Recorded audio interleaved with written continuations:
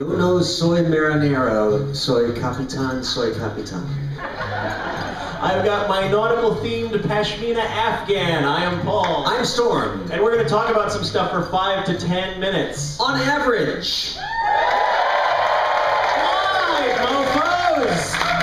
As you can tell, we are probably not at Storm's house or Paul's house because neither of us lives on a ship. It is Saturday, February 25th, 2012. We are presently on Holland America's Westerdam. And I have absolutely no idea what number podcast this is because I don't even know my own name at this point. All that I know is free food. It is podcast 100 and blah, blah, blah. And, fix that in post. Yeah. Today's podcast is special for many reasons, not just because we're on this gigantic ship and we've been eating and drinking more than anybody should for a week, but we have some special guests. As a matter of fact, we do. We want to roll right to the special guests, I think. I agree, right? Well, first let me ask, are there any regular podcast listeners? Wait, what was it? To our podcast. Don't you patronize us. We've seen the download statistics. Was that all, or were you taking a further survey? I was just curious, or is this morbid curiosity? See what would happen. Just wanted to hear a little bit of applause and woo. Yeah, more wooing is all right. How about puppies and kittens, ladies and gentlemen? Okay, let us swing right into our special guests. This is a new one-time, maybe not the only time, but certainly the first time feature. It's one time for now. One time for now. New to you feature. We are designating our own. Another thing that has been missing besides our catchphrase is we need some color commentary. We need an Ed McMahon. So we would like to invite our good friend Joseph Scrimshaw out onto the stage.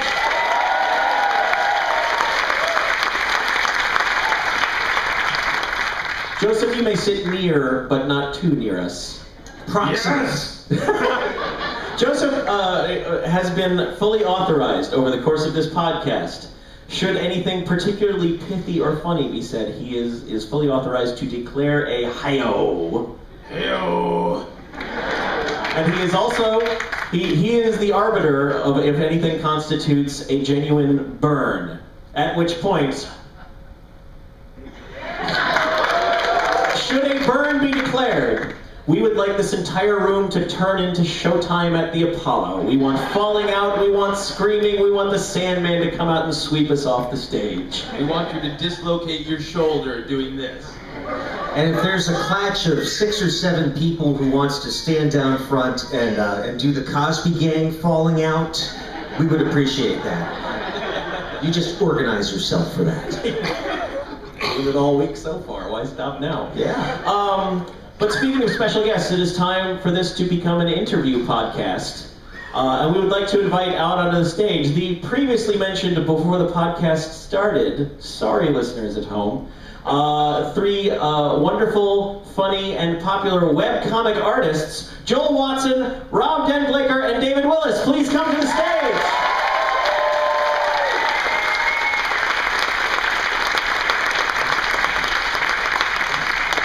Welcome, gentlemen. Good boat to you. Good boat. Good boat. Good boat. Good boat.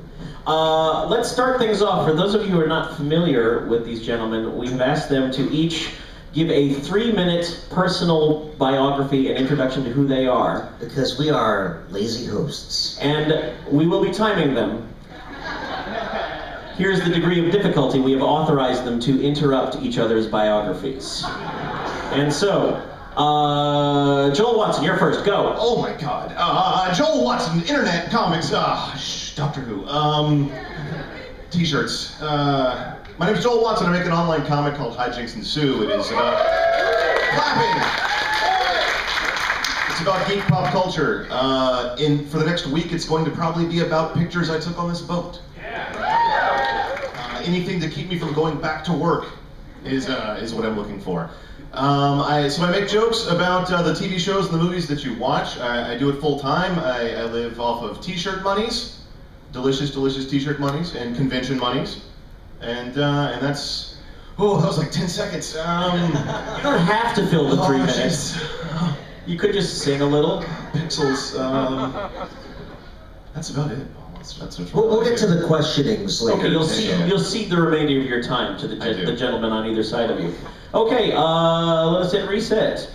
Rob Denblaker, go! Hey, I'm Rob. I write a comic called Cyanide and Happiness. Sure.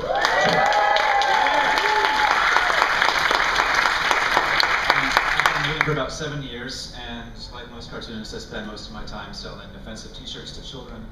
Paying their taxes. I had a tax haven in Aruba. That's actually what we're doing on the strip. Not only is it a write-off, but we have to make a large deposit in Aruba. So. Heyo! Already paying dividends with the scrimshaw. Yeah, that's me. Of course, it was a rum deposit. We only traffic in rum. We are both paid and pay in rum. Rum Deposit is the name of my Jimmy Buffett cover band. Heyo! Come on, give it up! Hey! That in itself was a burn!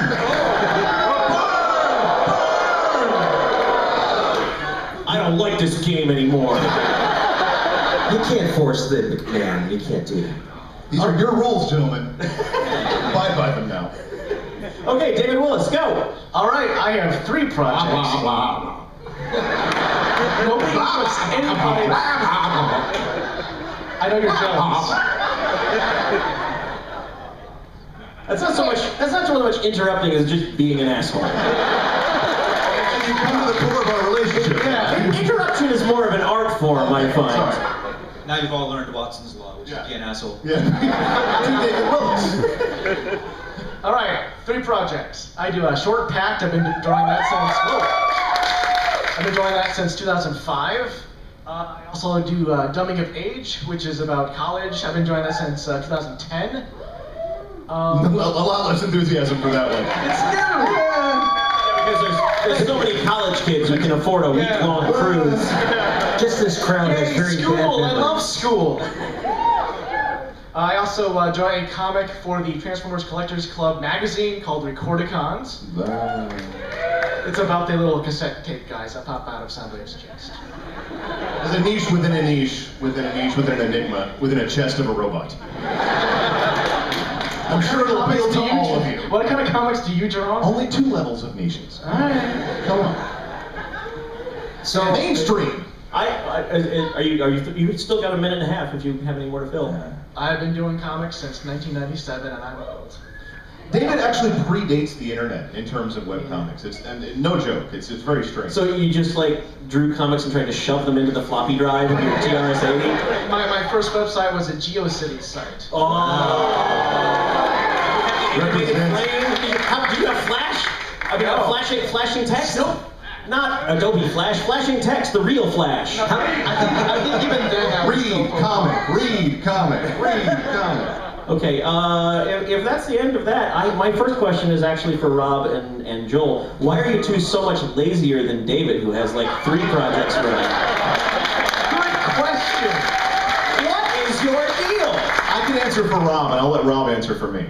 Rob can be so much lazier because he has 3 partners that also draw comics, so he does a massive, hang on ladies, 2 comics a week, 2, count them 2, stick figure comics a week. Copied and pasted stick figures. Copied and pasted stick figure comics a week. The art's been done for years, literally for years. So, you know, it's like, take a shower, come up with a pun, internet millions. So. Can't answer. Oh, okay, go ahead, David. I'll allow it. He takes like 8 hours to draw a single strip. So it appears as laziness to the outside observer, is what you're saying. No, it just means you need to get off your ass. Oh. So, I'm going to go out on a limb and say that running comic strips traditionally has not been a rock star profession. Do you prefer them to be referred to as comic strips, or is that strictly a print media reference? That feels weird. That feels kind of dirty, like you're touching me in the wrong place. But what are you going to say?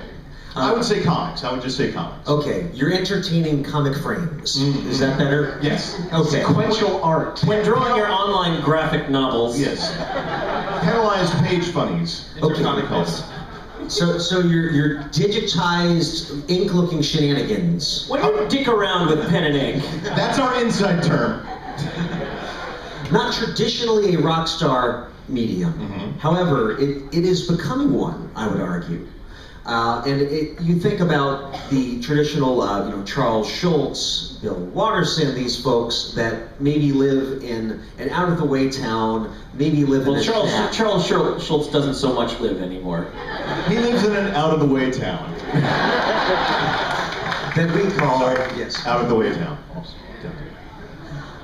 At the bottom of the ocean, what? Did they bury him at sea? I didn't know about it. Traditional cartoonist. It was to keep people from tearing apart his body when they came back to America. Now I'm thinking about zombie Charles Schultz. Rising out of the deep. You know, he doesn't shake anymore as a zombie than he did as a human. So. Yes! Good grief. Partial Schultz burn. So, as all of our conversations tend to come down to the internet, certainly the fact that you're no longer, as an artist or and funny person, dependent on a newspaper to publish you, it's obviously made it easier to connect with audiences. Do you also find, have you guys done a lot of events together? Do you have a clutch at this point? Do you feel like rock stars? Every great once in a while. Yeah.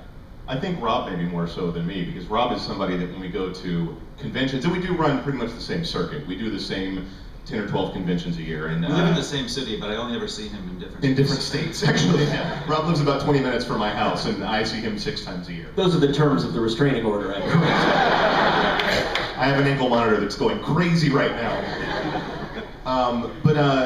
Rob's comic has about 10 to 15 times the readership that mine does. So when we go to conventions, I see, the average 35-year-old-ish person with maybe a job and a family who will give me money for a thing, and Rob has 10,000 14-year-olds with no money and with sad eyes that want things for free. So, You just described the internet perfectly. I did.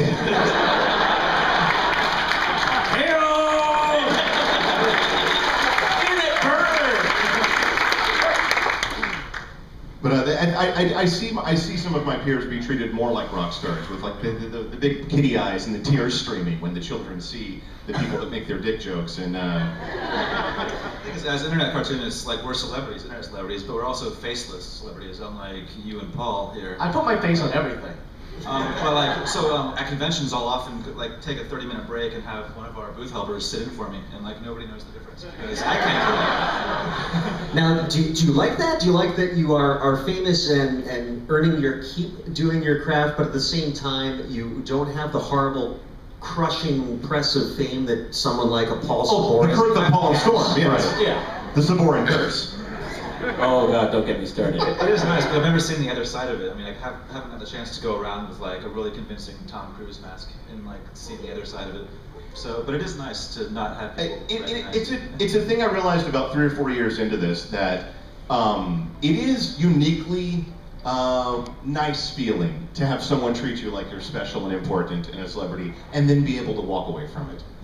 That's something that I think that most actual celebrities would give up if they could still, or would want if they could still keep their millions. Yeah. It's nice to be recognized at Taco Bell by the cash people. By the cashiers at Taco Bell, yeah. Well, that's just because you're there every single goddamn day.